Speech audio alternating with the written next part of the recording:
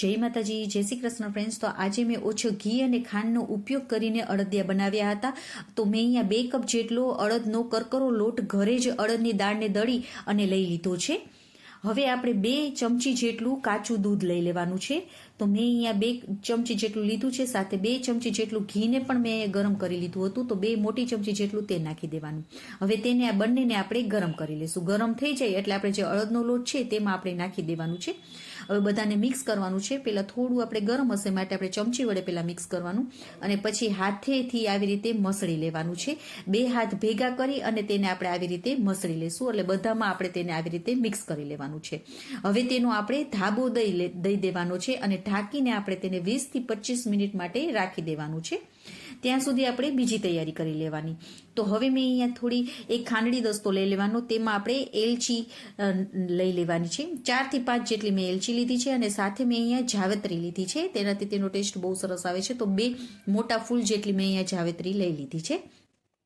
તો તેને પણ આપણે એકદમ ખાંડી લેવાની છે અને તમે ખાંડવી ના હોય તો તમે આની જગ્યાએ મિક્સરનો પણ ઉપયોગ કરી શકો છો। તો આવી રીતે આપણે ભૂક્કો કરી લેવાનો અને સાથે ડ્રાયફ્રૂટને પણ મેં થોડા સમારી લીધા હતા। તો 25 મિનિટ થઈ ગઈ છે। તો હવે તેને આપણે આવી રીતે ચાળી લેવાનું છે, આને આવી રીતે મસળી અને ચાળી લેવાનું આવી રીતે।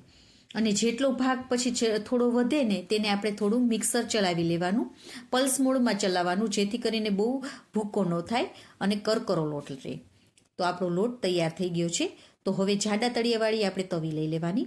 તો તેમાં 1.5 કપ જેટલું આપણે ઘીને ગરમ કરીને લેવાનું છે।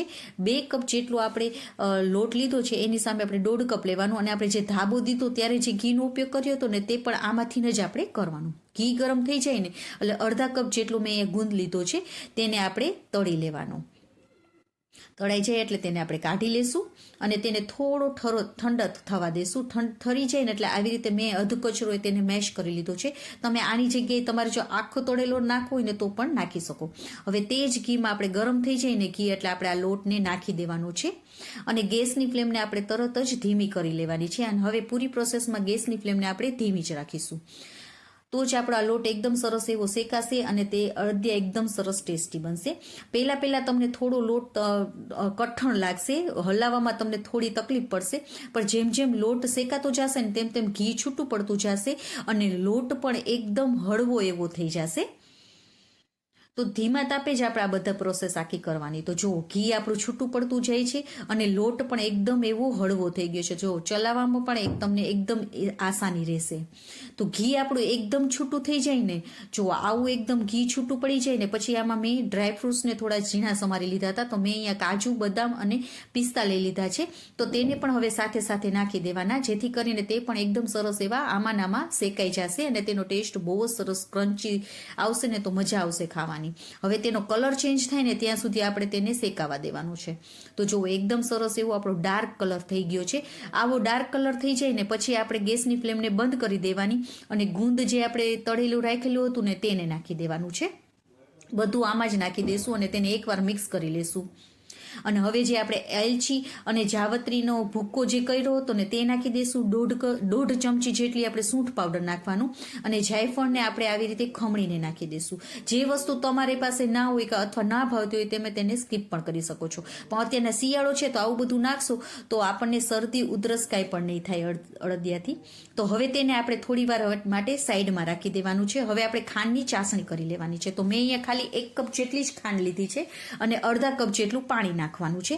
હવે ખાંડ ઓગળી જાય ને એક તારની ચાસણી થાય ને ત્યાં સુધી આપણે તેને ઉકળવા દેવાનું છે। ખાંડ ઓગળી જાય ને 5 થી 6 મિનિટમાં જ તમારે એક તારની ચાસણી થવા મળશે।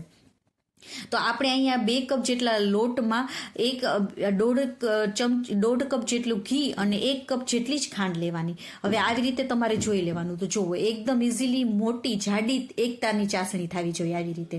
તો આપણી એકતાની ચાસણી થઈ ગઈ છે। તો હવે ગેસની ફ્લેમને આપણે બંધ કરી દઈશું અને આ ખાંડની ચાસણીને સીધી આપણે આપણા જે અડદિયાનો છે ને તેમાં જ નાખી દઈશું। છે ને એકદમ ઇઝી માપથી ઓછા ઘીમાં અને ઓછા ખાંડમાં તમે બનાવશો ને તો જેટલા તમારા અડદિયા ખાશો ને તો પણ તમને બિલકુલ ગળ પણ નહીં લાગે. હવે તરત જ આપણે ઘીવાળી થાળી હોય ને તેમાં આપણે પાથરી દેવાનું છે તરત જ, અને તેને એકદમ સરસ એવું દબાવી દેવાનું છે.